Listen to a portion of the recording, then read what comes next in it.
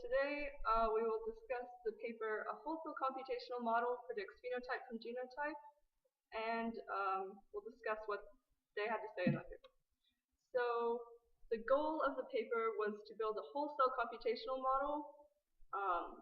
The computational model would allow us to better understand, discover, and design biological systems, and predict different changes that will happen within the cell. So previous attempts have been made for making a whole cell computational model, but not enough was known about intercellular molecular reactions, and they also had a lack of a single computational method to simulate the reactions in the cell. Previous models used ordinary differential equations, but these models had too many parameters, and it was difficult to model all of the various reactions within the cell with using the one type of method. And another method was Boolean and constraint-based models, but these ones, they had fewer parameters, but also too many assumptions were made about the interactions in the cell, so there was a lack of accuracy with those models. This group who made this paper, they created a model of Mycoplasma genitalium, which is a bacteria that contains 525 genes. This model was an attempt at a whole cell model, and so their goal was to describe the life cycle of mycoplasma and all of the individual molecules and interactions that go on inside of the gene.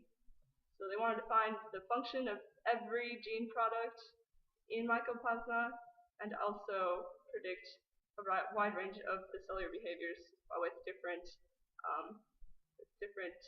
scenarios, like starting values and things like that, to see how it would react. So the model is pretty complex, but also very logical. It starts out with 28 modules that describe main functions within the gene, within the cell. Sorry, and these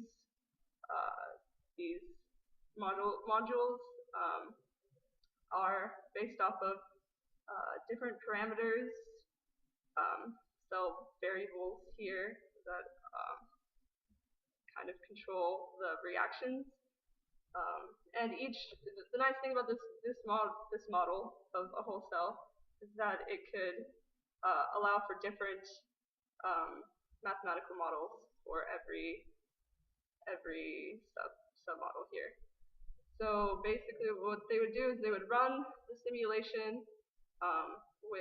for 1 second, and then the output parameters from the different submodules were used in the next cycle of the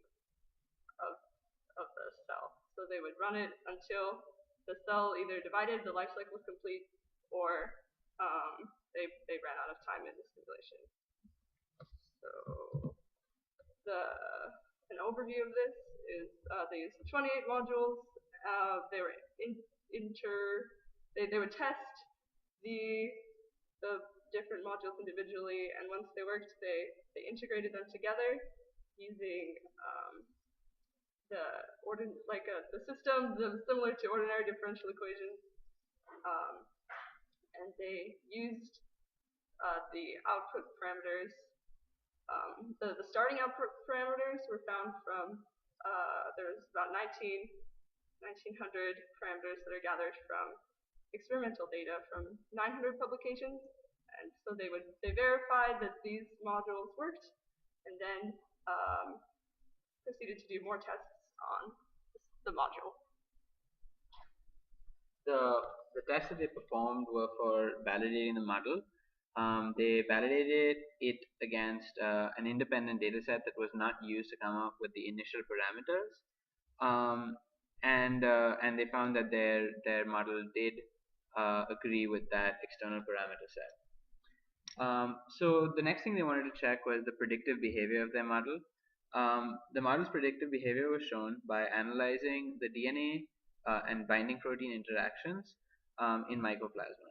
It correctly predicted that the high occupancy of RNA polymerase was localized to regions that transcribed the highly transcribed ribosomal RNAs and transfer RNAs, which was experimentally shown by Bora et al. It also correctly predicted the lag time for transcription in mycoplasma, in spite of a very rapid exploration of the chromosome by RNA polymerase that had been experimentally observed. The non-specific interactions between RNA polymerase and DNA led to this lag time, which was seen in the model. The model can also predict mechanistic details inside the mycoplasma, such as protein collisions on the chromosome. It showed that a majority of the protein collisions were due to RNA and DNA polymerase displacing structural maintenance proteins. The authors of the paper next looked at the illuminatory behavior of the model. Basically, because the model looks at the entire cell system at once, it can highlight many interesting cell behaviors that we would not have otherwise seen. For example, it showed that during DNA replication in mycoplasma, there are two very distinct rates. There is the replication initiation rate and the actual replication rate. The replication initiation step occurs at high DNTP concentrations, and so it progresses a lot faster than the DNA replication step, which occurs once the DNTP pool is at a much lower concentration. Based on this information, they found that a longer initiation time leads to faster replication overall, which is a non-intuitive result. Another example of the utility of this model is that it can give us a good idea of how the cell spends its energy.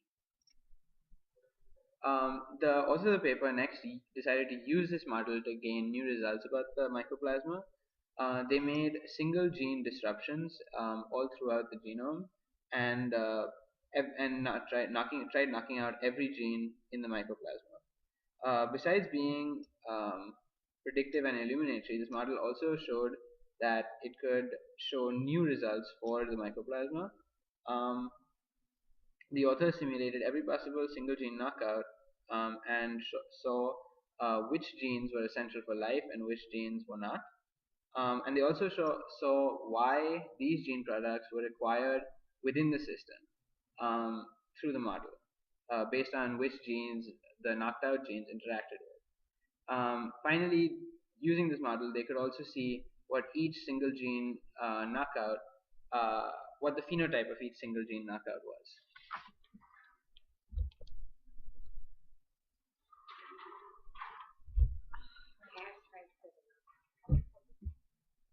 This team looked at single gene disruptions in the cell.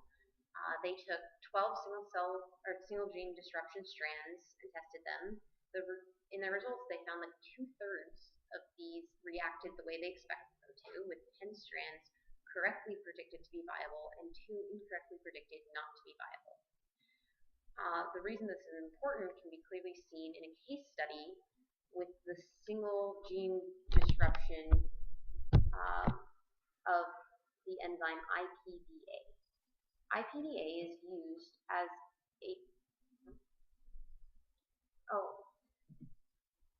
IPDA is used to catalyze the electron transfer to NAD, which is important to note is essential for the microplasm to be viable. The team found that though the growth was much less for microplasms that had IPDA not present in the cell, they still were viable. Upon further investigation, the team found that another enzyme, NOX, could also catalyze the electron transfer to NAD, but it did this at a much slower efficiency.